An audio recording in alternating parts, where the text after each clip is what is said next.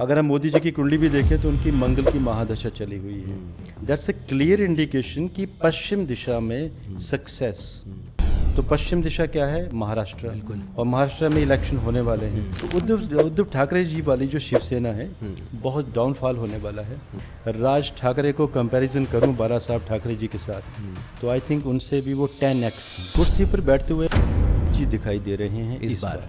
Banking stocks 8 फरवरी के बाद just मतलब मान के चलिए डबल की कगार पर पहुंच जाएंगे। बात यहाँ पे और भी आ रही है कि भारत भी युद्ध करने वाला है सितंबर 2026 के बाद। 6 से 8 घंटों का युद्ध चलेगा मात्र। पाकिस्तान कुछ कर नहीं पाएगा। चाइना के लिए अच्छा नहीं हुआ कि ट्रंप आ गए हैं और ट्रंप युद्ध करेंगे अभी। और ऐसे नहीं कि इजराइल बचेगा। जो बड़े बड़े अभी सेलिब्रिटीज़ या बड़े बड़े एक्टर हैं अभी इनका डाउनफॉल होना शुरू हो जाएगा। तो राहु से इन्फ्लुएंस देखा जाता है इस्लाम के बारे में। ये बात अलग है कि आबादी बढ़ती जा रही है, लेकिन ये भी दिखाई दे रहा है कि बहुत बड़ा स्टॉप लगने वाला है। 2026 में पूरा विश्व बारूद के ढेर पर खड़ा होगा। भारत अपने आप को प्रोटेक्ट करके चलेगा। भारत युद्ध करेगा।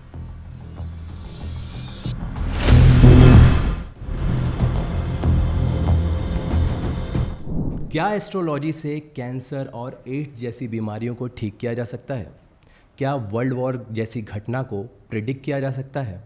और क्या शेयर बाजार की उठापटक को भी पहले से जाना जा सकता है? इन तमाम बातों पर हमसे चर्चा करने के लिए हैं प्रशांत कपूर जी। सर, सबसे पहले आपका स्वागत है। थैंक यू एंड व्यूअर्स को वंदे मातरम, जय हिंद। सर, हमारा सबसे पहले सवाल यही होता है जी हाँ कि आप अपने आप को मेडिकल एस्ट्रोलॉजर कहते हैं। तो हाँ। इस सर क्या टर्म है मेडिकल एस्ट्रोलॉजर, और क्या सचमुच कैंसर और एड्स जैसी बीमारियों को क्योर किया जा सकता है इसके ज़रिए कुंडली के? हर्ष, बेसिकली जो मेडिकल एस्ट्रोलॉजी है, अगर हम ज्योतिष की बात करें तो ज्योतिष बना ही मेडिकल एस्ट्रोलॉजी के लिए था। अच्छा। रोगों का समाधान के लिए। और वो भी रोग कौन से? जो असाध्य रोग होते हैं, जिनका मेडिकल साइंस में भी कोई क्योर नहीं होता है। एंड जो आपने बात कही रोगों के लिए, जैसे एड्स जैसे रोग, क्रॉनिक रोग, कोई से भी रोग या कैंसर जैसे रोग, क्योंकि मेरे पास अक्सर लोग आते हैं और प्रूवन है सारी चीज़ें। मेरे पास टेस्टिमनीज पड़े हैं, बहुत सारे लोग टेस्टिमोनियल दे के जाते हैं। तो ये चीज़ें प्रूव हुई हैं। और रही बात मेडिकल एस्ट्रोलॉजी की, तो सबसे ज़्यादा जो कार्य इस पर किया था वो रावण ने किया था। अच्छा। आजकल आपने देखा होगा, अक्सर लोग कहते हैं कि जो हमारा खान पान है उसकी वजह से कैंसर जैसे रोग ज़्यादा बढ़ गए हैं। देखिए, मैं उसमें विश्वास नहीं करता। कई लोग ऐसे भी हैं कि 90s में भी हैं, रफ़ एंड टफ़ खाना पीना है उनका, but they are very healthy. उन्हें इस तरह के असाध्य रोगों के साथ कोई कनेक्शन भी नहीं है उन लोगों का, क्योंकि कहीं ना कहीं आपकी कुंडली ही फोरकास्ट कर देती है कि आपको किस समय कौन सा रोग बनेगा। अच्छा। जैसे मैं भी कुंडलियाँ देखता हूँ, तो कुंडली में हम जैसे आज 2024 है, तो किसी को 2032 में अगर ब्रेन ट्यूमर या कोई क्लॉटिंग होनी होगी तो उसे मैं पहले ही आगाह कर दूंगा कि इस समय में ये होगा और इसका ये ट्रीटमेंट है, एडवांस में है, फोरकास्टिंग है। अगर करेंगे तो वो ब्रेन ट्यूमर से बच जाएगा वो जातक, लेकिन उसे छोटा मोटा या साइनस या माइग्रेन 2 या 3 माह तक रहेगा। बिकॉज ये नहीं है कि आप 100% बच जाएंगे। 2 या 3% वो आपको रोग कहीं ना कहीं परेशानी, मतलब होता है ना ग्रहों का, कि वो आपको टच बेस देके जाएंगे कि हम एग्जिस्ट करते हैं। आपने कितने भी समाधान क्यों ना कर लिया, हम थोड़ा सा तो आपको टच करके जाएंगे, लेकिन ये है कि आपका ब्रेन ऑपरेट नहीं होगा, ऐसे कह सकते हैं आप। लेकिन कुछ मेडिसिनल चीज़ों से या नेचुरोपैथी से वो जातक उस समय अपने आप को बचा सकता है। ओके। बट जो मेडिकल एस्ट्रोलॉजर टर्म है सर, ये मुझे लगता है आज से पहले हमने कभी सुना ही नहीं था। कई बार 3-4 बार पॉडकास्ट में ऑफकोर्स वायरल हुआ था या वीडियोस, बट मेडिकल एस्ट्रोलॉजर जो टर्म था ये कैसे आया? जी, आप बिल्कुल ठीक कह रहे हैं। ये जो शब्द हैं ये कभी प्रयोग में नहीं लाए गए। बिल्कुल। अभी मैं ऑलमोस्ट 45 का हूँ। So when I was studying in I IT professional, मेरी सॉफ्टवेयर कंपनी भी है, तो बेसिकली समय मेरा ज़्यादा वहाँ पर जाता है। तो मैंने काफ़ी वर्षों से रिसर्च कर रहा हूँ। जब मैं 8 वर्ष का था तब से रिसर्च चल रही है। मेरे गुरुजी श्री विपिन कपूर, उन्हीं से मैंने काम सीखा था, वो मेरे पिताजी भी हैं। तो ये जो टर्म्स हैं इसे मैंने सन 2001 में इंट्रोड्यूस किया था, जब मैं पढ़ाई कर रहा था मेरी IT की। तो एक छोटी सी वेबसाइट बनाई थी। तब मुझे लगा कि हम इतने सारे असाध्य रोगों का इलाज करते हैं, तो क्यों ना इसे हम मेडिकल एस्ट्रोलॉजी का नाम दें। तब ये टर्म मैंने खुद इंट्रोड्यूस की थी।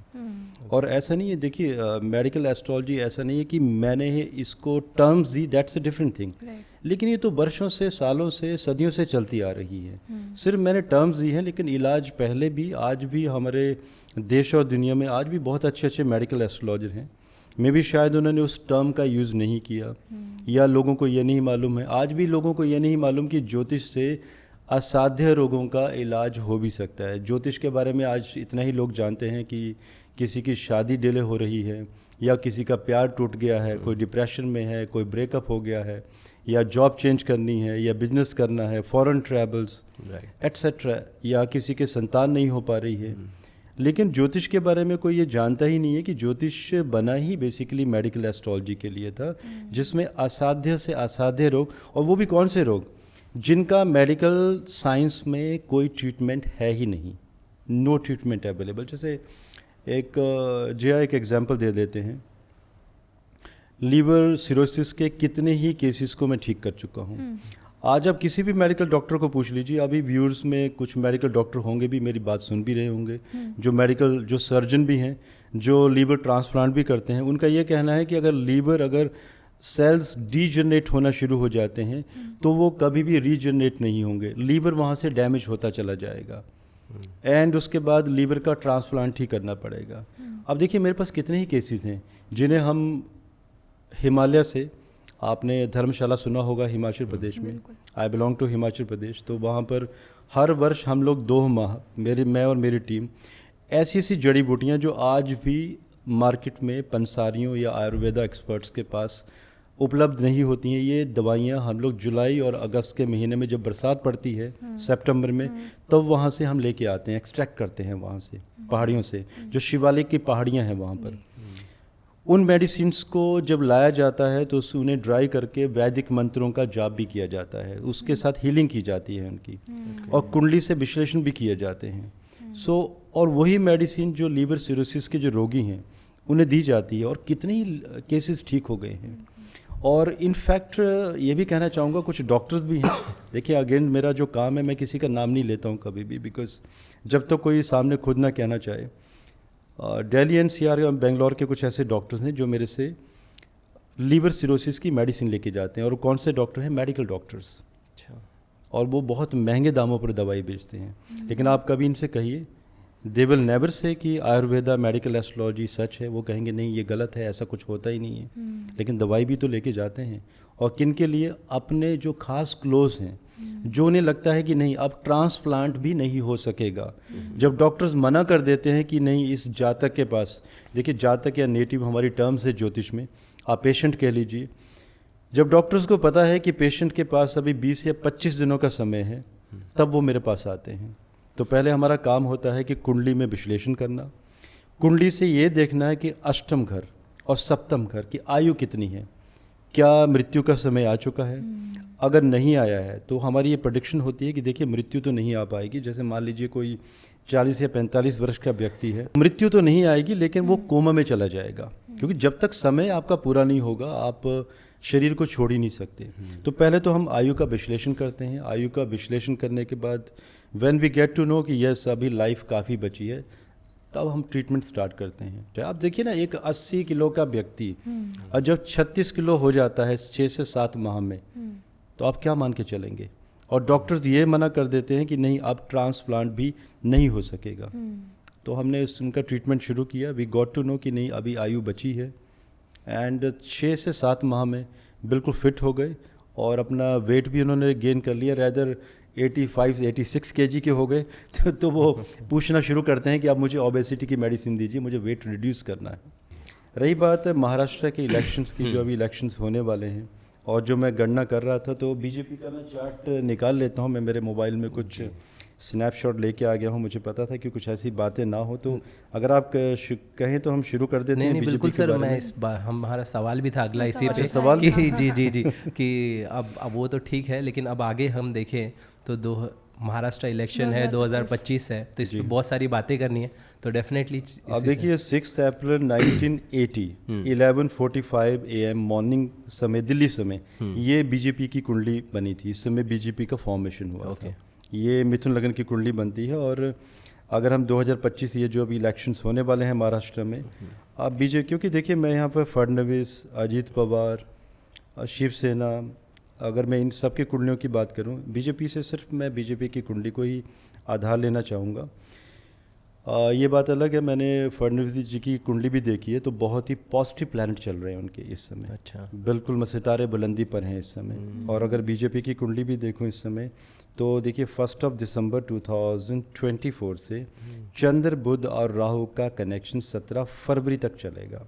एंड राहु 3rd हाउस पराक्रम स्थान में बैठा हुआ है मंगल के साथ, एंड साथ में गुरु, सैटर्न और हमारे देश के राजा, राजा ही कहा जाता है क्लासिक्स में। अभी प्रधानमंत्री हैं, वो हम सब के लिए हैं, लेकिन जब क्लासिक्स की बात करते हैं तो वी से किंग।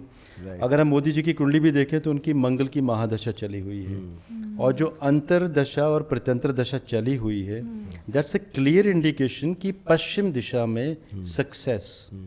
तो पश्चिम दिशा क्या है? महाराष्ट्र, और महाराष्ट्र में इलेक्शन होने वाले हैं। और कुंडली ये भी बता रही है कि देखिए अब शिवसेना 2 भागों में विभाजित हो चुकी है, एनसीपी भी 2 टुकड़े हो चुके हैं। और बल्कि मैं प्रेडिक्शन देने से पहले कुछ कहना चाहूँगा, मुझे नहीं मालूम कि हर्ष आप मेरी पुरानी प्रेडिक्शन से कितना अनभिज्ञ हैं। सो मैंने 2020 में प्रेडिक्शन दी थी बाला साहब ठाकरे जी के बारे में कि ये पार्टी स्प्लिट हो जाएगी। बिल्कुल बिल्कुल। अच्छा, आपने देखा मुझे होगा वो पता है वीडियो। ये बात। तो मैंने उद्धव ठाकरे जी की कुंडली के ऊपर विश्लेषण किए थे। 5th हाउस के बारे में बताया था कि संतान कष्ट, संतान की तरफ से कोई ना कोई परेशानी एटसेट्रा। तो देखिए खुल के हम कह नहीं सकते, it's A D code. Right. अक्सर मैंने देखा है यूट्यूब में लोग बहुत ही ओपनली कहते हैं, देखिए there is a way of communication. आपको वही कहना चाहिए जो लोग समझ सकें, डी कोड कर सकें। बिल्कुल। ये नहीं कि आप खुल के एलिगेशन लगा दें और कोई कोर्ट का लेटर आपके पास आ जाए। सही कह रहे हैं। तो उससे बचना चाहिए हमें। तो वही हुआ। शिवसेना आज ख़त्म हो चुकी है, ठीक है। पीछे कुछ इलेक्शन में कुछ इनको सीट्स आई थी, लेकिन अभी जो हालत होने वाली है शिवसेना की, ये उद्धव ठाकरे जी की बात कर रहा हूँ। अब ओके। शिवसेना भी 2 है, बहुत कंफ्यूजन हो गया कि कौन सी वाली इसीलिए शिवसेना। मैंने बोला। तो उद्धव ठाकरे जी वाली जो शिवसेना है बहुत डाउनफॉल होने वाला है। शिंदे जी वाली भी जो पार्टी है उसमें उतनी सीट्स नहीं ले पाएंगे, ठीक है। It's a collaboration okay. BJP और शिंदे जी का। लेकिन बीजेपी महाराष्ट्र की कुंडली में ऐसे कॉम्बिनेशन दिखाई दे रहे हैं कि आधी सीटें मतलब अपने आप ही जीती हुई नजर आ रही है। मतलब अगर कोई पार्टी साथ नहीं भी देगी तो अपने बलबूते पे ये पार्टी सरकार बना लेगी, जैसे 2019 में हुआ था।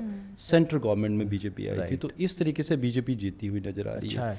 और एक बात और कहना चाहूँगा महाराष्ट्र के बारे में, राज ठाकरे जी के बारे में। राज ठाकरे जी की एक ऐसी कुंडली देखता हूँ मैं, अगर कुछ मैंने उनके ऊपर 2 वीडियो बनाए हैं, बहुत ही कॉन्क्रीट स्टडी की है मैंने। बिकॉज एक ऐसा व्यक्ति जिसका 2nd house is very powerful, oh my God. अच्छा। ऐसी कुंडलियाँ कभी देखने में नहीं मिलती। आप कभी उनके इंटरव्यू देखिएगा कभी टीवी में। मुझे आज भी याद है कि अर्नब गोस्वामी के साथ मैंने 6 या 7 मिनट का उनका डिबेट देखा था।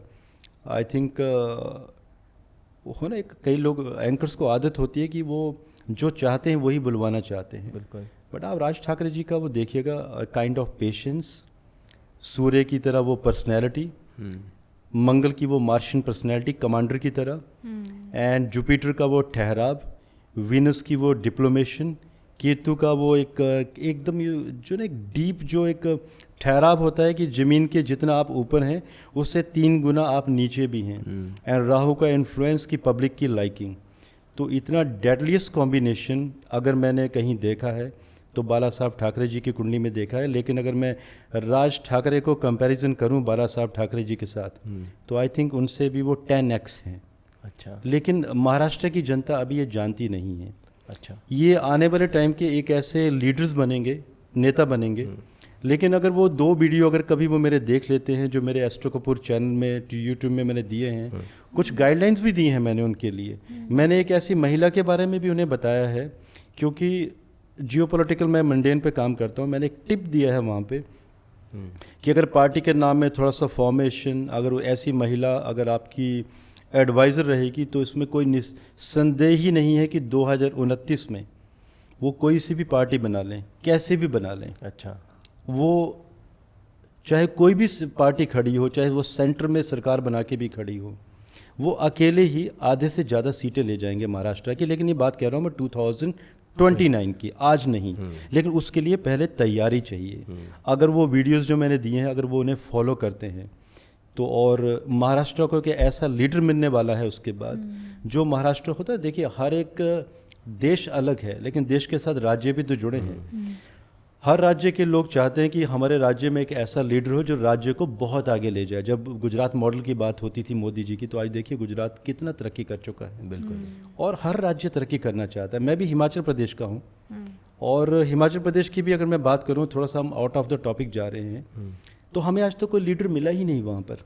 कभी बीजेपी आती है, कभी कांग्रेस आती है, हर टर्म में सरकार बदल जाती है, but they have no vision. उन्हें मालूम ही नहीं है कि हिमाचल प्रदेश को ग्रो कैसे करवाना है। अब देखिए, मैं भी तो आईटी प्रोफेशनल हूँ। आज मैं आईटी की डिग्री करता हूँ, महाराष्ट्र से 2003 पास्ड आउट हूँ। आज अगर हिमाचल में कंपनी होती थी तो मैं पुणे, महाराष्ट्र, दिल्ली, बेंगलोर, यूएस नौकरी के लिए हर जगह मैं गया हूँ। तो मैं वहाँ थोड़ी नहीं जाता था। इतना खूबसूरत वादियाँ, खूबसूरत क्लाइमेट, तो मेरा भी तो ये सपना था ना कि मुझे हिमाचल में ही रहना है, यहीं सेटल करूँगा, अपने सेब के बगीचों के बीच में रहूँगा। लेकिन नहीं, वहाँ का विज़न नहीं है, वहाँ पे भी लीडर नहीं है, बदलते रहते हैं। देखिए, हर राज्य को एक लीडर तो चाहिए जो आपके राज्य की तरक्की करवा सके। सेंटर तो है ही है। अभी देखिए, अगर भारत की भी बात करें देश की, तो मोदी जी जो कर रहे हैं अभी 10 वर्षों से। सर, मैं महाराष्ट्र पे ही थोड़ा सा आपको रोकना चाहूँगा। महाराष्ट्र में आप इलेक्शन है, किसकी सरकार आपने बता ही दिया, कुर्सी पर बैठता हुआ कौन दिख रहा है आप? कुर्सी पर क्योंकि ये बड़ा मुद्दा है। कुर्सी पर बैठते हुए फडणवीस जी दिखाई दे रहे हैं इस बार। जी। अच्छा। और क्योंकि शिंदे जी की कुंडली का मैं कंपैरिजन कर रहा था, जो शपथ समारोह की जो कुंडली थी, अब ये कुंडलियाँ डिस्कस करेंगे तो बहुत समय लग जाएगा। थोड़े तो लेकिन जो अष्टम घर थोड़ा सा वो कंटक शनि भी जो चला हुआ है, तो ये इट्स ए इंडिकेशन कि फडणवीस जी इस बार सीएम बनेंगे। और अब देखिए, देशकाल पात्र भी कई बार अप्लाई होता है। मैं एक्सेप्शन भी लेके चलूँगा यहाँ पर। अगर बाई चांस हम ये भी मान के चलते हैं कि अगर वो डिप्टी चीफ मिनिस्टर भी रहे हैं, तो सबको मालूम है कि पावर शिफ्ट कहाँ पे रहा है। कई बार ये भी होता है, जैसे आप देखिए ना, मैं थोड़ा सा टॉपिक को स्विच करूँगा। आप बाला साहब ठाकरे जी थे, he was a great leader. देखिए, जब लीडरशिप की बात आती है और नेताओं की बात आती है, लीडरशिप बोलना बहुत बड़ी बात होती है। तो आज भी अगर मैं महाराष्ट्र को देखूँ तो बाला साहब ठाकरे जी के बाद अगर कोई बहुत स्ट्रांग लीडर दिखाई देता है तो उनके आगे वंश राज ठाकरे जी दिखाई देते हैं। राइट। मतलब ऐसा नहीं कि मेरी कोई लाइकिंग है उनके लिए। देखिए, मैं एस्ट्रोलॉजर हूँ, मैं कई बार प्रेडिक्शन देता हूँ। कर्नाटका में मैंने बताया कि कांग्रेस जीतेगी, तो कांग्रेस जीती। कई लोगों को लगता है कि मैं बीजेपी प्रो हूँ, कई लोगों को लगता है कि मैं केजरीवाल का आदमी हूँ, कई लोगों को लगता है कि मैंने राहुल गांधी से पैसे लिए। आई डोंट नो क्यों लगता है। मैं जहाँ जो मुझे सही लगता है मैं गणना करता हूँ, बता देता हूँ, ठीक है। लेकिन बात आती है लीडरशिप की, और रही बात पावर शिफ्ट की, तो पावर शिफ्ट इस समय फडणवीस जी के पास दिखाई दे रहा है। लेकिन ठीक है, ये बातें हैं, मुद्दे हैं, और बेटर है कि हम इसी मुद्दे पे रहते हैं अभी महाराष्ट्र में ही, कि फडणवीस जी पावर में आते हुए दिखाई दे रहे हैं। और ये सबको मालूम है कि अगर वो बाई चांस सेकंड में चले जाते हैं तो पावर उन्हीं के पास रहेगी फिर भी। ओके। सर, मोदी जी पे आपने एक वीडियो बनाया था, काफ़ी उसमें आपने पॉइंट्स अच्छे रखे थे आपने, दिव्य जन्म वर्ष करके। ओ, आपने वो देखा है वीडियो? जी, okay. उसमें आपने बोला था कि मोदी जी की जो मुश्किलें हैं वो अभी शुरू होने वाली है कुछ दिन में, ऐसा क्यों? जी हाँ, देखिए, ऐसा होता है कि मैं एस्ट्रोलॉजर हूँ और मंडेन पे काम करता रहता हूँ जी। बॉलीवुड के सेलिब्रिटीज़ के ऊपर भी कुछ वीडियोस देता हूँ, बट बहुत कम एजुकेशनल वीडियोस, कि अगर कोई लोग समझना चाहें कि एक सेलिब्रिटी कैसे बना जाता है या एक शो बिजनेस इंडस्ट्री में कैसे आया जाता है। बट लेकिन जब हम जियोपॉलिटिकल की बात करते हैं तो एक आपको ना अपने देश के साथ एक अटैचमेंट भी होती है। हमारे प्रधानमंत्री कोई भी रहें, एज ए सिविलियन एक मेरी अटैचमेंट भी रहेगी एज ए एस्ट्रोलॉजर, कि अगर कोई हमारे प्रधानमंत्री जी की कुंडली में ऐसे कोई इंडिकेशन दिखाई देते हैं तो कहीं ना कहीं मैं एक वीडियो बना दूं ताकि उन तक पहुंच सके किसी न किसी तरह से, ताकि उसका वो समाधान कर सकें। ऐसे अक्सर कई बार होता है कि कई लोगों की कुंडलियों में पूरी ज़िंदगी में 1 या 2 बार वर्ष लग्न कुंडली और जन्म लग्न कुंडली रिपीटिशन हो जाता है, जिसमें मूर्धा जो है वो दूसरे स्थान में चली जाती है, 6th, 8th, 12th में, जो मेल फिक के साथ कनेक्ट हो जाती है। तो इसे द्विजन्म वर्ष कहा जाता है कि या तो आपके ऊपर कोई अटैक होगा, शस्त्राघात होगा, या कोई एक्सीडेंट, प्लेन एक्सीडेंट, इस तरह के इंडिकेशन या अचानक ही chronic health issues, sudden brain stroke, क्योंकि स्कॉर्पियो असेंडेंट जब होता है तो ब्रेन स्ट्रोक की तरफ इशारा होता है। तो इट्स अ क्लियर इंडिकेशन कि ये बनता है, तो आप इस कुंडली को देख लीजिए, आप समझ लीजिए ये फोरकास्ट है, आप इसका उपाय कर लीजिए। सर ये आप कितने दौर की मतलब देखते हुए देख रहे हैं? जैसे 17 सितंबर को मोदी जी का बर्थडे था 2024 को, तो ये जो क्रम रहेगा वर्ष लगन जन्म लगन कुंडली वाला, ये 16 सितंबर 2025 तक रहेगा ये। ओके जी। तो लेकिन इसी के बीच में अभी जो सितारे हैं बहुत पावर में आने वाले हैं। फैब 8 फैब के बाद बोलिए 8 फरवरी के बाद बीजेपी की कुंडली भी, एंड रेदर मोदी जी की कुंडली और हमारे देश की कुंडली, ये तीनों का जो कॉम्बिनेशन बन रहा है और जो एक मार्शियन एनर्जी यहाँ पर जनरेट हो रही है, पूरी दुनिया दमखम देखने वाली है अभी भारत का। जो ये सोचते थे कि भारत कुछ नहीं कर पाएगा या हम बहुत पीछे हैं, आप देखिएगा अर्थव्यवस्था कैसे बूम करने वाली है फैब 2nd वीक के बाद। बैंकिंग स्टॉक्स 8 फरवरी के बाद जस्ट मतलब मान के चलिए डबल की कगार पर पहुंच जाएंगे। अच्छा। जो छोटे छोटे स्टॉक्स होते हैं आपके, जो 10, 15, 20 रुपए के शेयर्स हैं स्मॉल कैप, ऑलमोस्ट वो डबल हो जाएंगे एक माह में या 15 दिनों में। अपर सर्किट आपको मालूम है, जब भी कोई 12 रुपए का शेयर होता है तो 20-25 रुपए 30 रुपए अचानक ही हो जाता है। और ऐसे स्टॉक्स हम नाम नहीं ले सकते because I am not a member of SEBI, तो मैं स्टॉक मार्केट प्रेडिक्शन देता हूँ, लेकिन क्योंकि सेबी का मेंबर नहीं हूँ तो मैं स्टॉक्स के नाम नहीं बताता हूँ। वो नाम तभी बताता हूँ जैसे मान लीजिए कोई पर्सनल कंसल्टेशन के लिए मेरे पास कोई आता है, 1-to-1 मुलाकात होती है, तो मैं लिस्ट शेयर कर देता हूँ, लेकिन वो भी कुंडली के हिसाब से कि उस व्यक्ति को कौन से स्टॉक्स लेने चाहिए, तो किस में ज़्यादा फ़ायदा मिलेगा। और ऐसे कई मेरे दोस्त मित्र, मेरे कई क्लाइंट हैं जिन्हें मैंने सन 2020 में 56 पैसे का भी एक स्टॉक खरीदवाया था, 1 लाख शेयर्स। आज वो 2800 रुपये का शेयर है 2800 का। अच्छा। शराब कंपनी का। जो स्टॉक मार्केट में लोग पैसा लगाते हैं वो समझ गए होंगे कौन सा स्टॉक है वो। तो देखिए वही बात है कि सबको क्यों नहीं कह दिया, मैंने देखा कि कुंडली में किसके वो ग्रह योग बनते हैं। तो आज भी ऐसे पेनी स्टॉक्स है, तो मैं गाइड करता रहता हूँ, कंसल्टेशन तो देता रहता हूँ अक्सर। सर बस मैं ये जानना चाहूँगा कि सेक्टर बता दीजिए, आप किस सेक्टर में बैंकिंग के साथ साथ आप? सेक्टर देखिए सेक्टर अभी बहुत सारे हैं। बैंकिंग तो 9 फैब के बाद अचानक ही उठेगा। अभी बैंकिंग में थोड़ा सा और करेक्शन होगा। ओके। आज 7 नवंबर है, अभी 25 नवंबर को मरकरी वक्री जाने वाले हैं। अच्छा। उस दिन अचानक ही बैंकिंग शेयर्स ऊपर उठेंगे, फिर 1-2 दिन के बाद फिर नीचे गिरेंगे। अच्छा। अचानक देखिए वो मार्केट का वे है। अब लोग कहते हैं कि हमें कैसे पता चलता है, हम एस्ट्रोलॉजिकल प्रेडिक्शन देते हैं। अब ऊपर जाएंगे, 2 दिन के बाद करेक्शन होगा, फिर धीरे धीरे नीचे गिरेंगे, फिर 9 फैब के बाद अचानक ही उठने शुरू हो जाएंगे। अच्छा। और जिनको आज लेने हैं वो ले ले। आज भी किसी ने लिए हैं तो मैं व्यूअर्स को ये कहूँगा कि बेचें ना।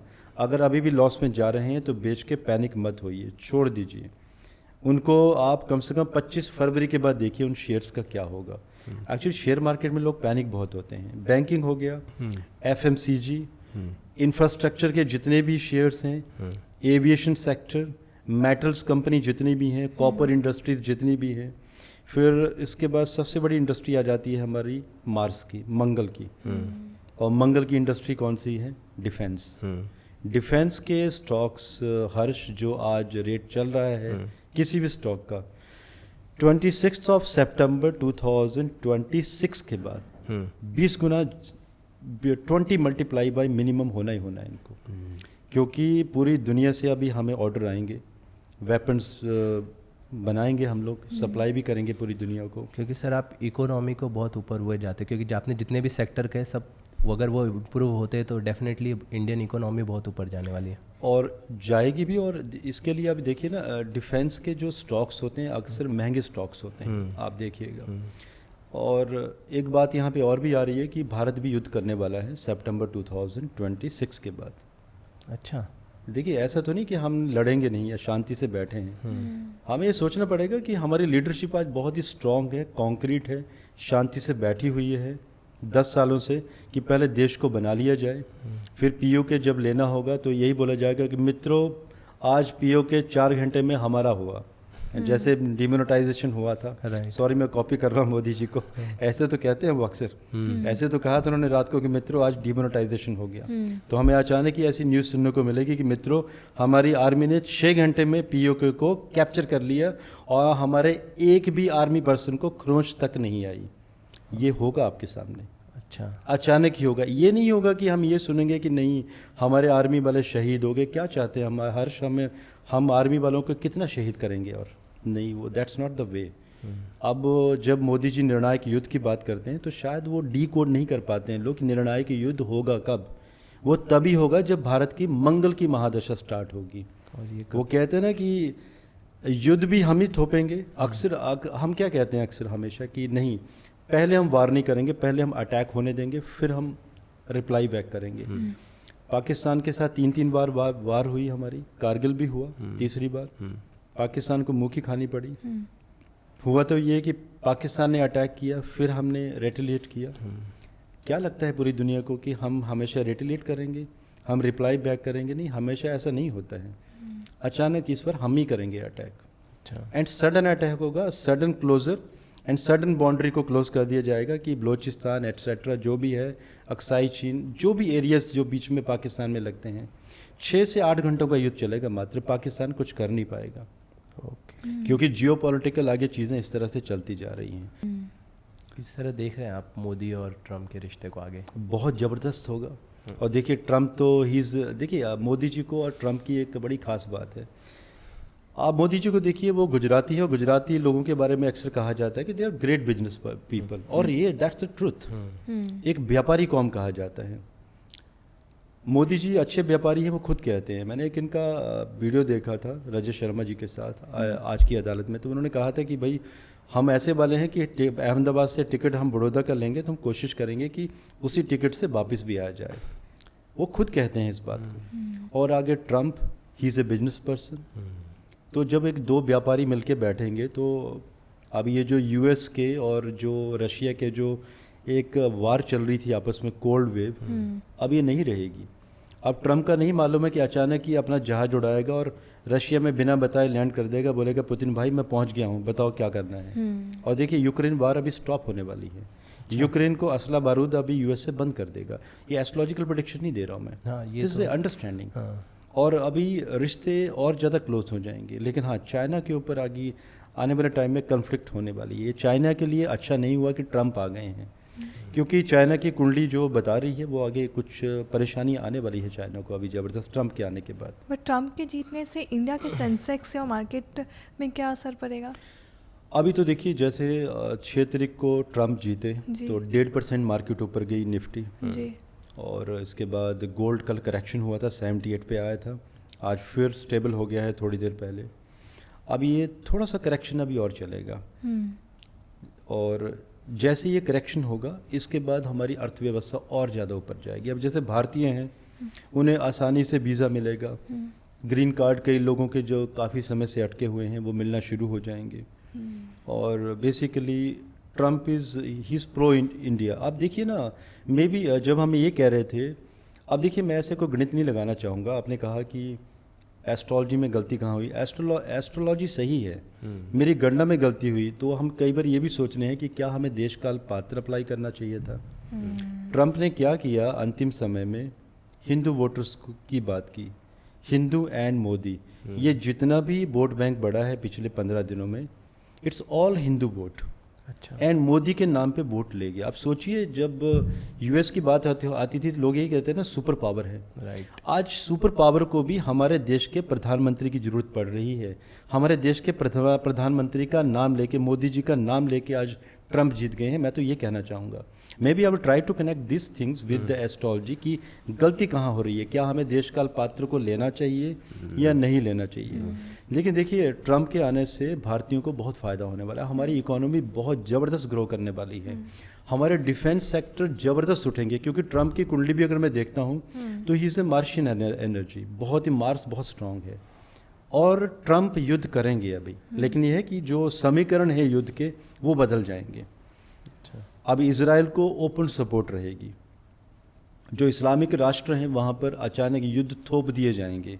अगर वो विड्रॉ भी करेंगे, जैसे ईरान की कुंडली के ऊपर मैंने विश्लेषण किए थे, मैंने कहा है कि ईरान मई 2025 तक युद्ध से बचना चाहेगा, क्योंकि चंद्रमा में गुरु का अंतर चला हुआ है। ठीक है, उसके बाद गुरु में, जी हाँ, गुरु में चंद्रमा चला हुआ है। अब जब मंगल आएगा 25 मई 2025 के बाद, तब ईरान युद्ध में उतरना चाहेगा, उससे पहले वो रोकना चाहेगा, लेकिन अभी ट्रंप उसको रुकने नहीं देगा। अब रिएक्ट करवाएगा, कुछ ना कुछ किया जाएगा। अब देखिए, पीछे ईरान ने अटैक किया, इजराइल ने ज़बरदस्त रिटेलिएट किया। अब ईरान कुछ कर नहीं रहा है, शांत बैठा है, उसे डर है कि कुछ बड़ा ना हो जाए। तो ईरान, ये जो देश हैं इस्लामिक राष्ट्र, इनके ऊपर बहुत बड़ी गाज गिरने वाली है अभी ट्रंप के आने से, और ईरान की कुंडली ये कहती भी है। और ऐसे नहीं कि इजराइल बचेगा। देखिए, हमें ऐसे बायस नहीं हो जाना चाहिए कि इजराइल को सपोर्ट दी जा रही है यूएसए की। बहुत बड़ी तबाही मचने वाली है इजराइल में भी, और बेशक यूएसए सपोर्ट करेगा, लेकिन तबाही ज़बरदस्त मचेगी। ओके सर, इंडिया और चाइना के रिलेशन को आप कैसे देखते हैं?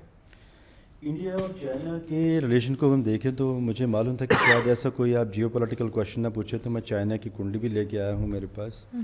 और रही बात इंडिया और चाइना के रिलेशन, अभी आपने देखा होगा कहीं ना कहीं चाइना को ये पता था कि ट्रंप आने वाले हैं। देखिए, एक अंडरस्टैंडिंग बन जाती है तो चाइना अभी पीछे हट गया है। जो भी न्यूज़ आ रही है, बॉर्डर से सेनाओं के पीछे इन्होंने हटा दिया है। लेकिन ये चाइना नहीं सुधरने वाला है। अच्छा, ये फिर परेशानियां करेगा।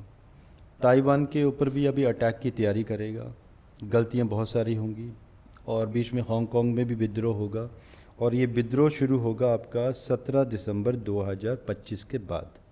अच्छा, क्योंकि चाइना की कुंडली, मैं डेट ऑफ बर्थ भी देना चाहूँगा चाइना की, कई एस्ट्रोलॉजी के स्टूडेंट भी सुनना चाहते हैं। 1 अक्टूबर 1949, दिन का समय है 3:15 का, पेकिंग बीजिंग।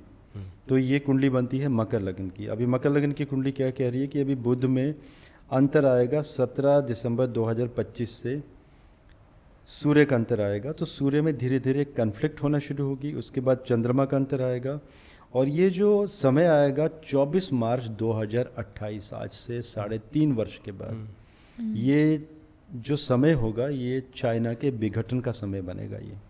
अच्छा, और चाइना में कोई बड़ी बात नहीं होगी कि छोटे छोटे देश उभर कर निकल जाएं, जैसे सोवियत संघ के साथ 1992 में हुआ था। और चाइना परेशान करने की कोशिश करेगा बीच में भारत को, क्योंकि भारत अभी बढ़ती हुई अर्थव्यवस्था बनेगी। और ये कब परेशान करेगा चाइना भारत को? सितंबर 2026 के बाद। देखिए, समीकरण दोनों तरफ से बन रहे हैं। हमारी भी मंगल की महादशा आने वाली है, और आगे योगी जी प्रधानमंत्री बनेंगे, तो कहीं ना कहीं सबकी सब मार्शियन एनर्जीज इकट्ठी होती जा रही हैं। ट्रम्प का मार्स बहुत स्ट्रांग है, मोदी जी का मार्स बहुत स्ट्रांग है। अगर एडवाइज़र बनते हैं तो कहीं ना कहीं वो भी कहेंगे कि बस आर पार की कर लो अभी। और योगी जी के बारे में सभी लोग जानते हैं कि योगी जी क्या करते हैं।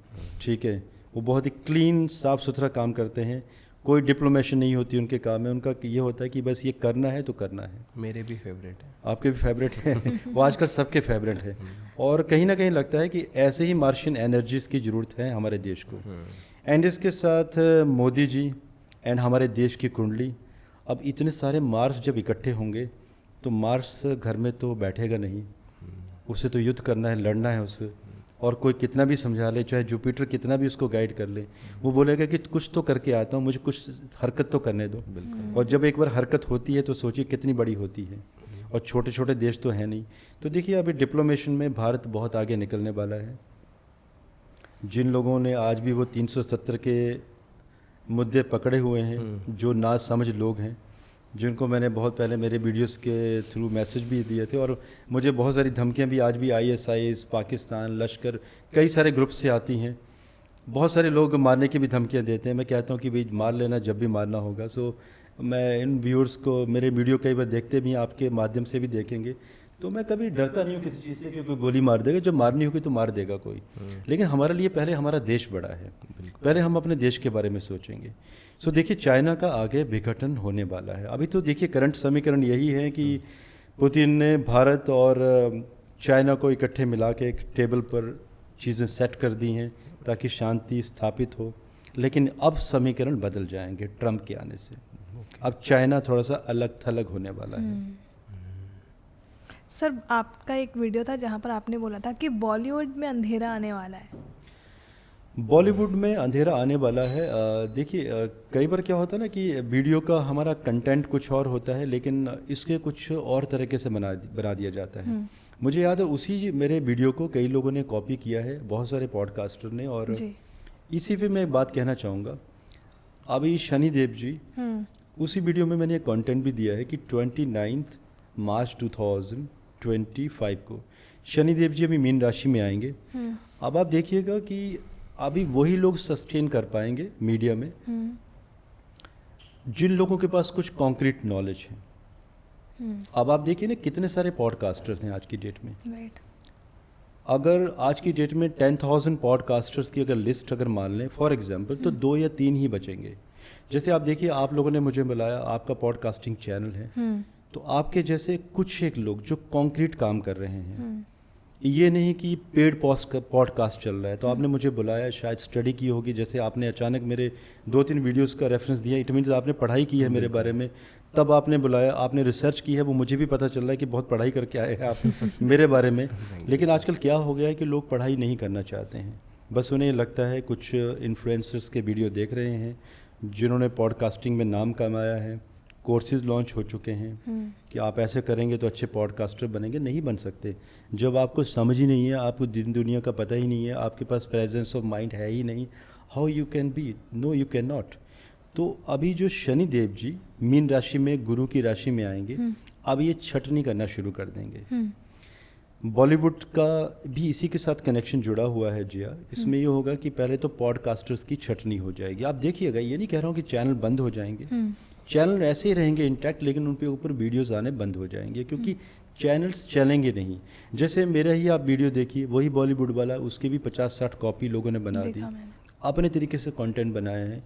ये सब पॉडकास्टर उड़ने वाले हैं धीरे धीरे ये, क्योंकि इनके पास कुछ कंटेंट अपना नहीं है, ये चोरी करते हैं यहाँ वहाँ से, कॉपी पेस्ट करते हैं, एंड ये अपने वीडियो को चलाने के लिए कुछ भी कहने की कोशिश करते हैं।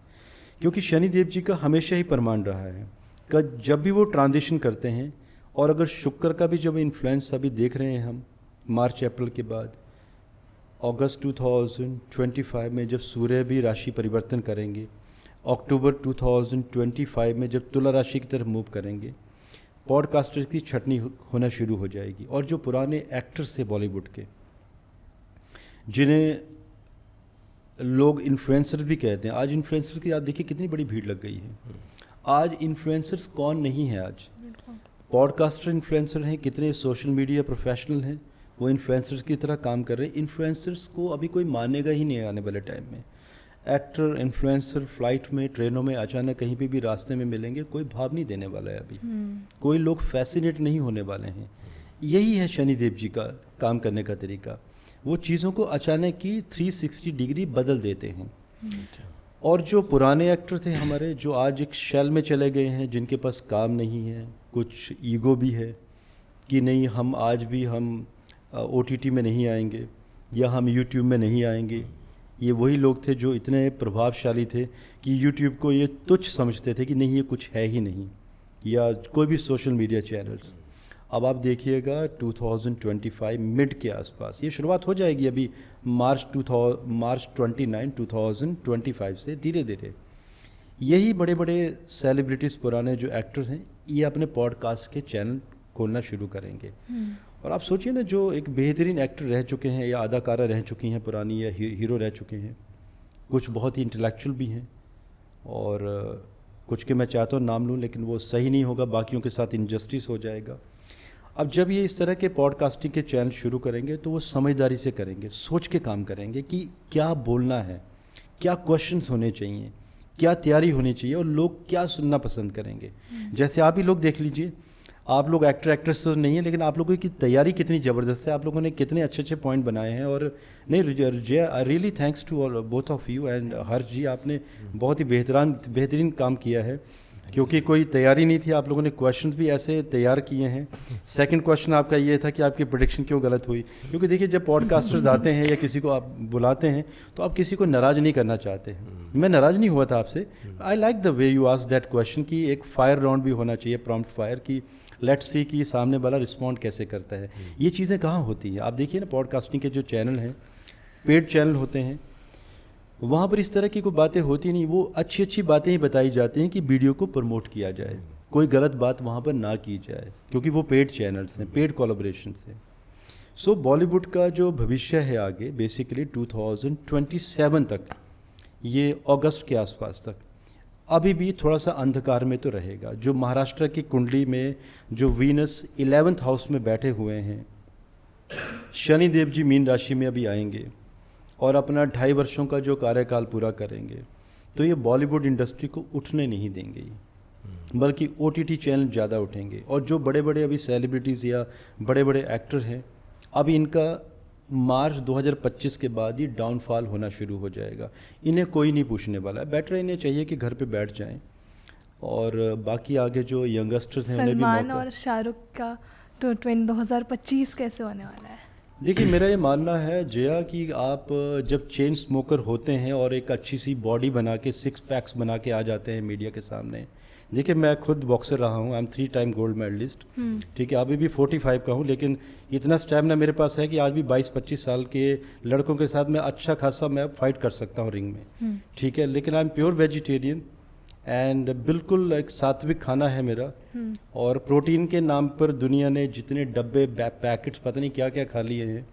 सॉरी, मैं थोड़ा सा आउट ऑफ द ब्लू चला गया हूँ, थोड़ा सा मेरा मार्स ज़रूरी बहुत है। स्ट्रांग है, तो थोड़ा सा वो मेरा मार्स कई बार बाहर आ जाता है कई बार। सो आप एक चेन स्मोकर को आप ये कहें कि एक चेन स्मोकर अचानक ही कोई बढ़िया सी मूवी बनाएगा, मैं नाम नहीं लेना चाहूँगा, नाम आपने ले लिए हैं, और बढ़िया सी कैप लगा के आप स्टाइल मार के आओगे।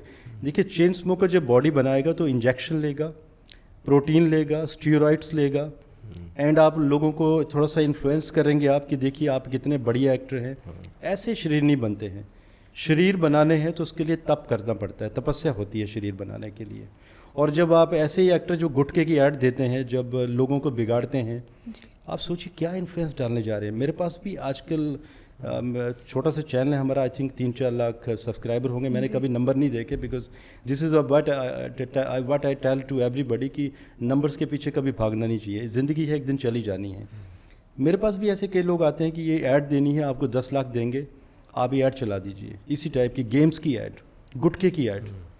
भाई, हमारा देश है, हमारी सभ्यता है, बच्चे हैं हमारे, हम क्या मैसेज देना चाहते हैं कि हम उन बच्चों को गुटखे की ऐड क्या हम प्रमोट करना चाहते हैं? क्या मैं लोगों को ये मैसेज करूं कि प्रशांत कपूर स्मोक करता है, जो मैंने कभी की नहीं, या मैं ड्रिंक करता हूं? तो यही तो कमी हो रही है हमारे साथ। जो एक्टर हैं हमारे, ये कहाँ चलेंगे? नहीं चल पाएंगे। आप इस खोखलेपन से चल ही नहीं सकते।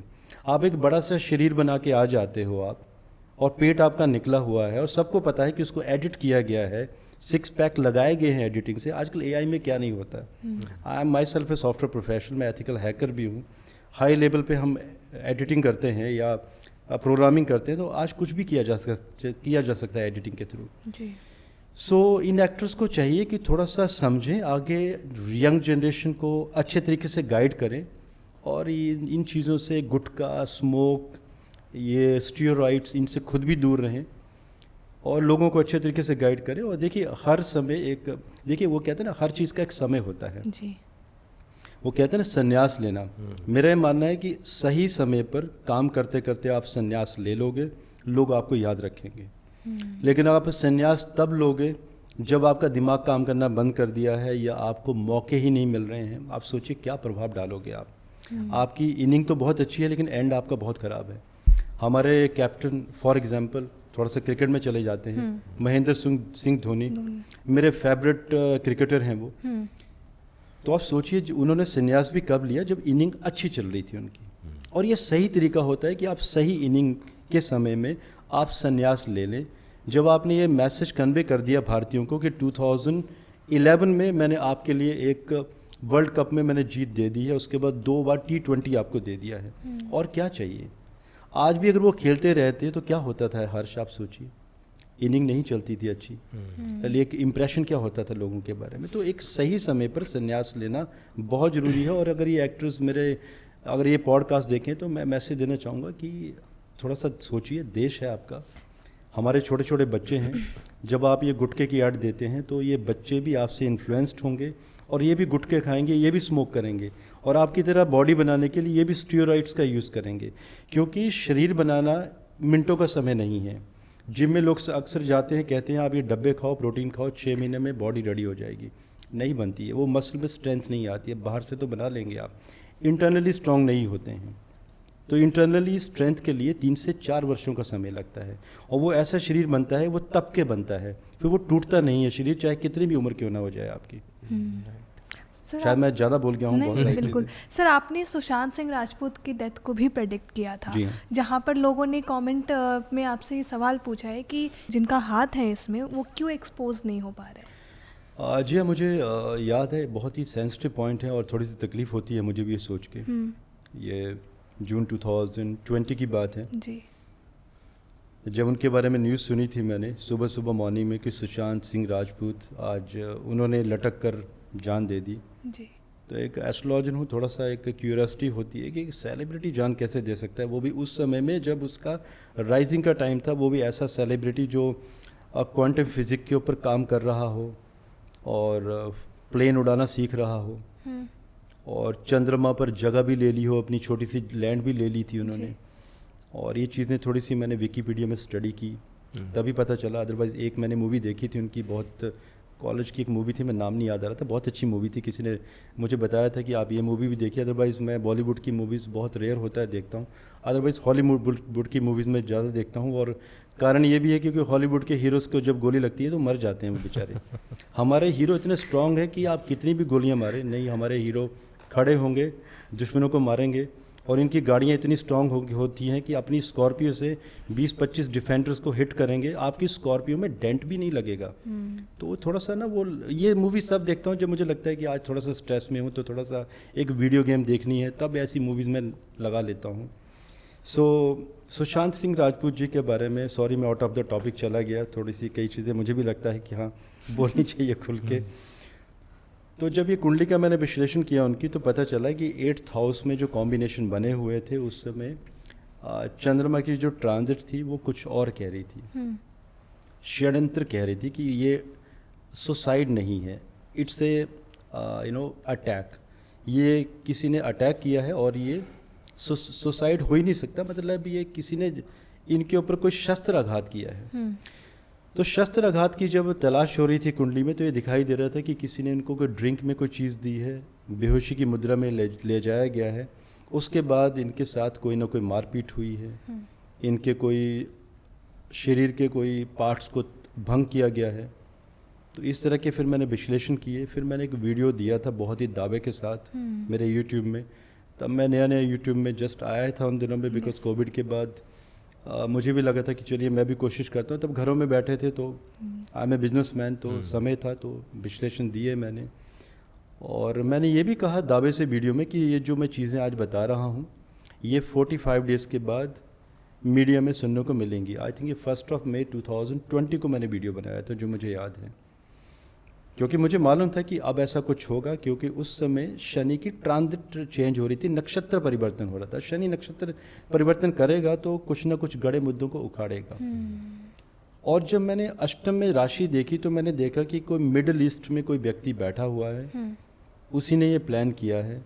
और जब मैंने देखा कि क्या शनि जी देव जी का कोई ग्रिप बैठता है वहाँ पर, क्योंकि शनि देव जी जब वहाँ पर दृष्टि देंगे तो व्यक्ति पकड़ा जाएगा। शनि देव जी के दृष्टि के बिना ना तो कोई जेल जाएगा, ना तो कोई पकड़ा जाएगा। तो देखा कि नहीं, वो दृष्टि नहीं है। तो ये तो क्लियर हो गया कि जो मिडिल ईस्ट में बैठा हुआ है वो पकड़ा नहीं जाएगा, लेकिन जो छोटी छोटी मछलियाँ हैं, जो कल्प्रिट्स हैं, वो सब के सब पकड़े जाएंगे, पकड़े भी गए जी। और जिसमें मैंने बताया था कि इतनी ऐसी लेडीज़ होंगी, मैंने नाम अक्षर भी बताए थे। और ये सब न्यूज़ उसके बाद मीडिया में आने शुरू हुई, तो वो मेरा वीडियो वायरल भी हुआ था उसके बाद कि मैंने किस तरह से प्रेडिक्ट किया था। और कई न्यूज़ एंकर्स ने भी मुझे कनेक्ट किया था कि हाउ वी प्रोडक्ट एंड ऐसे कैसे चीज़ें होती हैं। और उसके बाद जैसे जैसे मैंने कहा कि ऐसे होगा या जैसे भी होगा या कौन लोग पकड़े जाएंगे, वो सब पकड़े गए। लेकिन मैंने दावा किया था कि जो मास्टर प्लानर है वो कभी पकड़ा नहीं जाएगा। और जिसमें अगर हम मरकरी की बात करें तो एक कॉम्बिनेशन भी दिखाई दे रहा था उस कुंडली में कि महाराष्ट्र का कोई यंग मिनिस्टर, क्योंकि मरकरी इज़ ए राजकुमार, अगर जब बुध की परिभाषा दी जाती है मेदिनी ज्योतिष में, तो बुध को हम राजकुमार कहते हैं, यंग, जो चंचल है सबसे।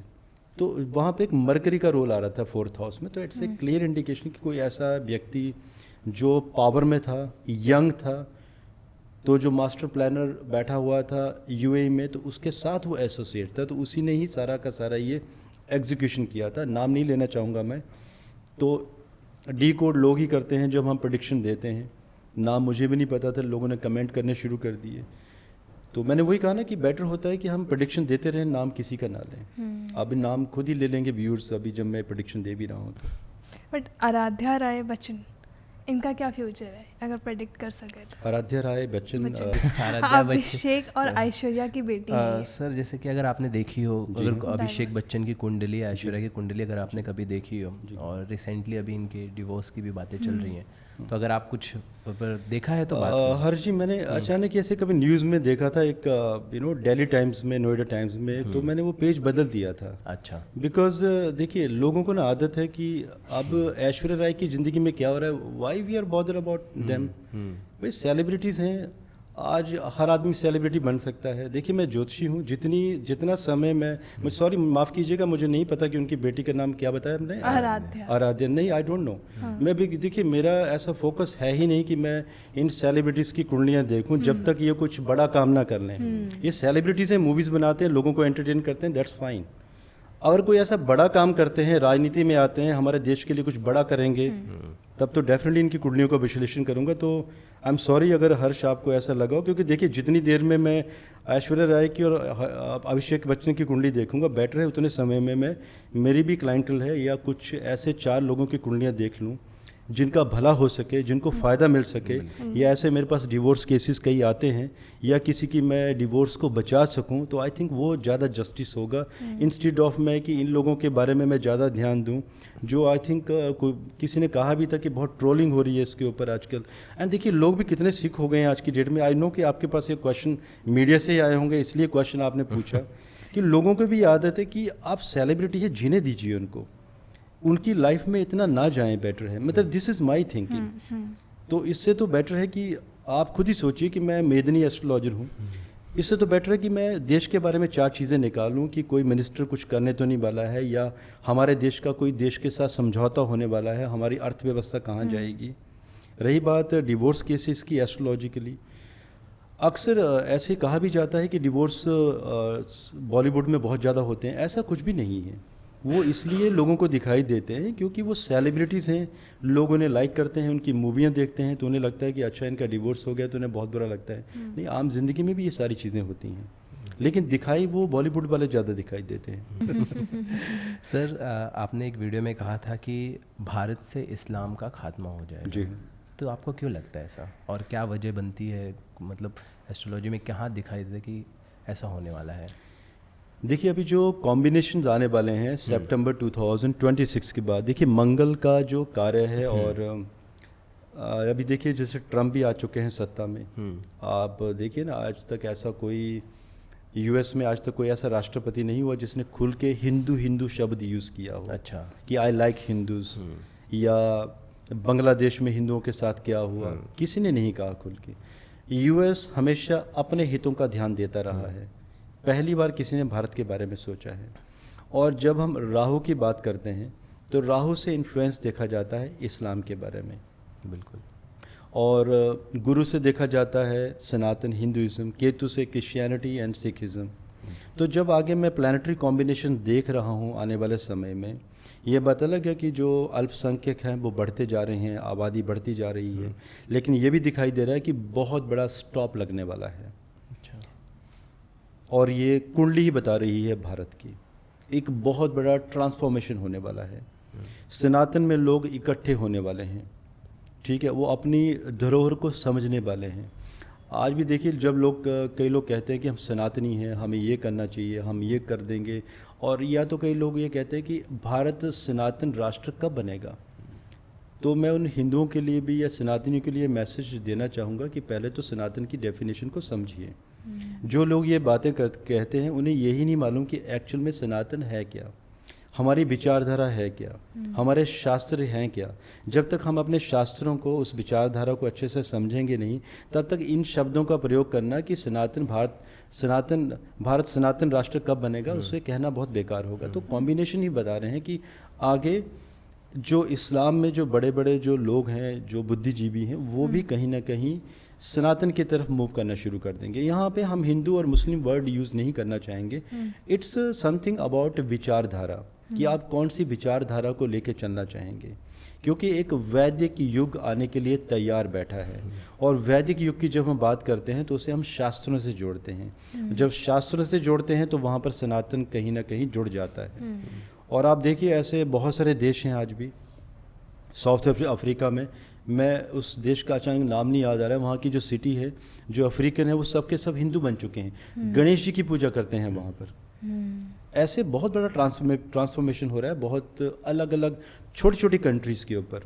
और आप कभी भी देखिएगा जो सनातन के लोग हैं वो कभी भी इन्फ्लुएंस नहीं डालते कि आप ज़बरदस्ती हमारे धर्म में आ जाए। या जितने भी छोटे छोटे पंथ हैं, जैसे इस्लाम हो गया, क्रिश्चियनिटी हो गई, उनकी अक्सर कोशिश होती है कि लोगों को इन्फ्लुएंस किया जाए और अपने पंथ में लाने की कोशिश किया जाए। तो सनातन में ऐसा नहीं होता है। सनातन की विचारधारा, जो लोग एजुकेटेड हैं, जिन्होंने शास्त्रों का अध्ययन किया है और जो साइंस को अच्छे तरीके से समझते हैं, वो कहीं ना कहीं सनातन से जुड़ना चाहते हैं। देखिए पाकिस्तान से मेरे बहुत सारे क्लाइंट हैं, वहाँ से धमकियाँ भी आती हैं, लेकिन वहाँ के जो लोग हैं, मुस्लिम लोग, मेरे क्लाइंट भी हैं। और वो कौन लोग हैं? अच्छी अच्छी कंपनी के CEOs, वाइस प्रेसिडेंट, डायरेक्टर्स, वो बल्कि वीज़ा लगवा कर भारत आते हैं। हमारे एस्ट्रो कपूर के आश्रम हैं हिमाचल प्रदेश में, नोएडा में, दिल्ली में, तो यहाँ पर पूजा पाठ भी करवाते हैं। तो कई बार मैं उन्हें टीज़ भी करता हूँ कि भाई आपको फतवा तो नहीं लगने वाला है आपके देश में। तो अक्सर वो कहते भी हैं मुझे कि जी हाँ, फतवा लग सकता है और ये लीक नहीं होना चाहिए कि उन्होंने हमारे यहाँ पर आके पूजा पाठ यज्ञ करवाया है। और आप बिलीव नहीं करेंगे जया और हर्ष जी, वो हनुमान चालीसा पढ़ते हैं और नवरात्रों की पूजा करते हैं, गणेश चतुर्दशी के दिन भी पूजा पाठ करते हैं।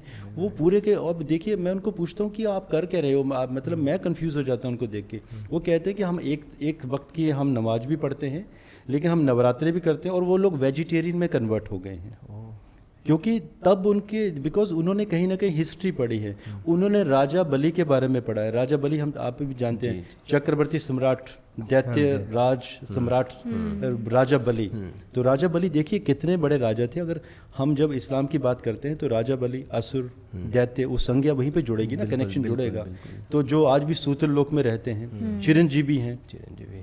आप सोचिए इतने पावरफुल राजा, और खुद वो इतने शास्त्रों को जानते थे और खुद गा गा के इतने स्ट्रॉन्ग तरीके से मंत्र पढ़ते थे कि विष्णु देव जी या बड़े बड़े देवता नतमस्तक होते थे उनके सामने। आप सोचिए कहीं ना कहीं विष्णु देव जी ने भी तो एक तरीके से धोखा ही दिया था उनको जब 2.5 पग भूमि मांग ली थी वामन अवतार लेकर। तो ये वो लोग हैं जो पाकिस्तान में जो इस्लाम के साथ जुड़े हुए हैं, जो पढ़े लिखे लोग हैं, जो सनातन को समझते हैं। और उन्हें मालूम है कि जो उनके वंशज हैं राजा बलि, वो आज भी सूत्र लोक के राजा हैं। बहुत ही हाई टेक्नोलॉजी, हाई इंस्ट्रूमेंट्स के साथ रहते हैं, बहुत भी हाई टेक एनवायरनमेंट में। और उन्हें भी शास्त्रों का ज्ञान है, वो भी वैदिक शास्त्र, कर्मकांड शास्त्र, ज्योतिष शास्त्र को बल्कि सनातनियों से ज़्यादा मानते हैं और सनातनियों से ज़्यादा समझते हैं। तो वो समझते हैं तो हम क्यों ना समझें। सर, आपने हमारे ही एक पॉडकास्ट पे कुछ दिन पहले दावा किया था कि ट्रंप हारेंगे। जी और हुआ उल्टा। जी हाँ, ट्रंप जीत गए, कमला हैरिस हार गई। बिल्कुल। तो जब ऐसी चीज़ें होती है तो फिर आप अपने आप को किस तरह डिफेंड करते हैं? नहीं, मैं डिफेंड तो नहीं करना चाहूँगा। देखिए, अगर हम ज्योतिष की बात करूं तो ज्योतिष ही गलत हो सकता है, प्रशांत कपूर गलत हो सकता है, ज्योतिष गलत नहीं हो सकता हर्ष। अगर मैंने कमला हैरिस एंड ट्रंप की कुंडली का विश्लेषण किया था, जो मेरे पास दोनों कुंडलियां हैं, और आज 7 नवंबर है, सॉरी जी हाँ, या 7 नवंबर है, 6 नवंबर को नतीजे निकले हैं, मैं भी देख रहा था। और ऐसा नहीं है, मैंने आज सुबह का समय है, मैं आज रात को सोया भी नहीं हूँ, पूरे एनालिसिस कर रहा था। ऑलमोस्ट 5 घंटे मैंने एनालिसिस किए, लेकिन मेरे एनालिसिस आज भी वहीं पर ही अटके हुए हैं कि कमला हैरिस जीतनी चाहिए थी। अच्छा। जी हाँ। अब या तो देखिए 2 चीज़ें हो सकती हैं, या तो उनकी कुंडलियों में कहीं ना कहीं कोई कमी है समय में, या तो डाटा गलत है, क्योंकि हम एस्ट्रो डाटाबेस है जहाँ से हम कुंडलियों का डाटा निकालते हैं। ओके। और कई बार अक्सर होता है कि वहाँ पे कुंडलियाँ गलत होती हैं, या तो ये रीज़न रहा होगा, या तो दूसरा रीज़न ये है कि या तो मेरे एनालिसिस में आज भी कोई ना कोई कमी रही होगी कि मैं एनालिसिस सही तरीके से कर ही नहीं सका। तो 2 रीज़न हो सकते हैं। तीसरा रीज़न कि ज्योतिष गलत हो जाए, जी नहीं, ये नहीं हो सकता। या तो मैं गलत हूँ या तो कुंडलियाँ गलत हैं। सो गलतियाँ होती हैं हर्ष, और मेरा ये मानना है कि बिकॉज ऐसी बहुत सारी प्रेडिक्शंस और भी हैं, बहुत सारी जो सच होती हैं। अब देखिए अभी क्या हुआ ना कि आपको भी वही चीज़ नज़र आई कि गलत क्या हुआ, प्रेडिक्शन सही वाली कौन सी नहीं गई। लेकिन जो इतनी सारी प्रेडिक्शन सही गई कि जम्मू कश्मीर में मैंने कहा कि अमर अब्दुल्ला सीएम बनेंगे, वो नहीं दिखता है कई बार। जैसे मैं कहता हूँ कि नॉर्थ इंडिया में एक बांध टूटेगा 2021 में, वहाँ भी नज़र नहीं जाती है। भूकंप की जो एक्यूरेसी रहती है प्रेडिक्शंस की, या बाकी और भी जो पॉलिटिकल प्रेडिक्शंस हैं। मैं ऐसा नहीं कि मैं आपको कोई कटाक्ष कर रहा हूँ। अक्सर मैं अभी जैसे हमारा यूट्यूब चैनल है तो मेरी मीडिया टीम बता रही थी कि ऐसे बहुत सारे कमेंट आ रहे थे, but it doesn't effect me, because मेरा मानना है कि आप अपना काम करते रहो। फेलियर होना, और जब आप फेलियर्स मिलते हैं ज़िंदगी में तो आप वहाँ से सीखते बहुत कुछ हैं आप। और देखिए एग्ज़ाम तो देना पड़ेगा आपको, आप एग्ज़ाम से भाग नहीं सकते। एग्ज़ाम में या तो पास होंगे, या तो गोल्ड मेडल मिलेगा, या तो फेल होंगे, 2 ही चीज़ें होंगी। तो मैं मानता हूँ कि मैं फेल हुआ हूँ, लेकिन मैं ये नहीं कि मैं इस टाइप की रिसर्च करना छोड़ दूंगा, या आगे इस टाइप की मंडेन एस्ट्रोलॉजी की जो जियोपॉलिटिकल प्रेडिक्शन या वर्ल्ड वाइड, जैसे ट्रूडो के बारे में भी मैंने कहा था कि वो जीत जाएंगे, जीते। तो अक्सर अगर हम इन प्रेडिक्शन की बात करें पॉलिटिकल वर्ल्ड वाइड, तो मैं हर देश की प्रेडिक्शन देता हूँ कि कहाँ पे इलेक्शन होने वाला है, कौन जीतने वाला है। तो अगर आउट ऑफ 100 की बात करूँ तो 93-94% की एक्यूरेसी रही है।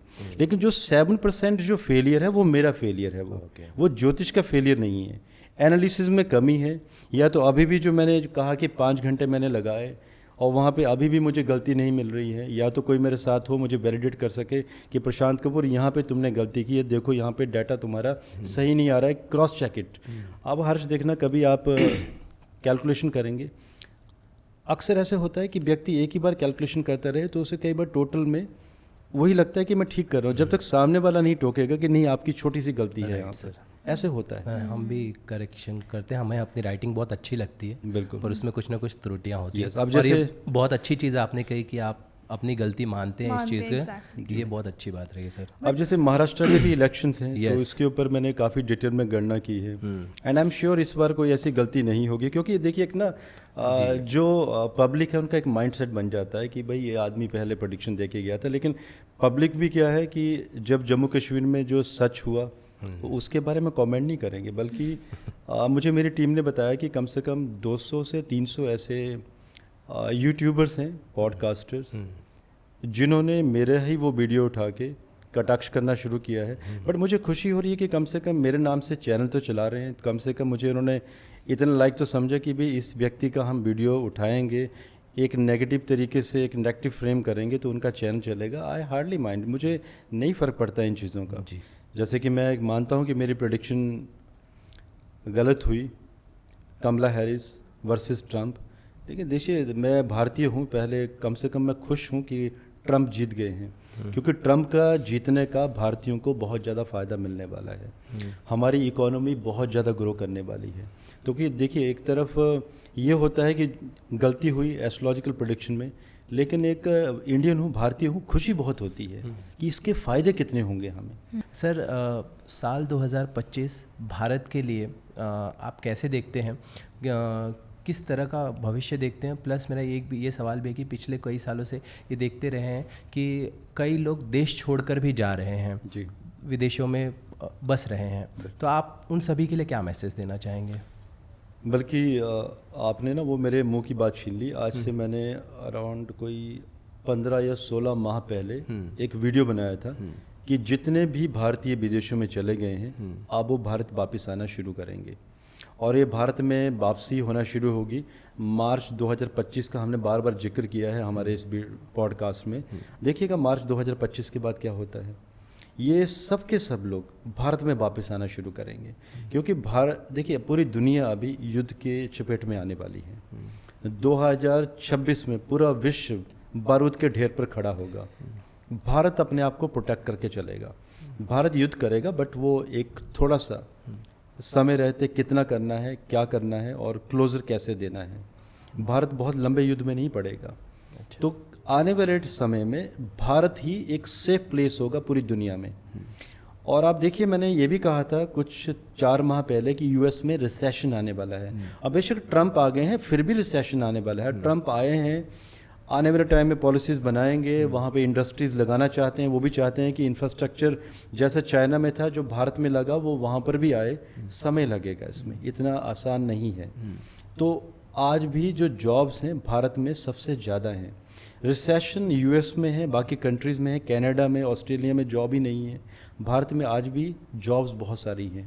देखिए, जब भी जॉब्स की बात आती है तो सबसे पहले आईटी से ही जोड़ा जाता है, इंफॉर्मेशन टेक्नोलॉजी से। वहाँ से देखा जाता है कि कितनी जॉब हैं, तो वो आईटी सेक्टर ही डिसाइड करता है कि बाकी सेक्टर्स में क्या होने वाला है। तो 2025 में यहाँ से लोग बाहर नहीं जाने वाले हैं, बल्कि बाहर से लोग भारत में आने वाले हैं।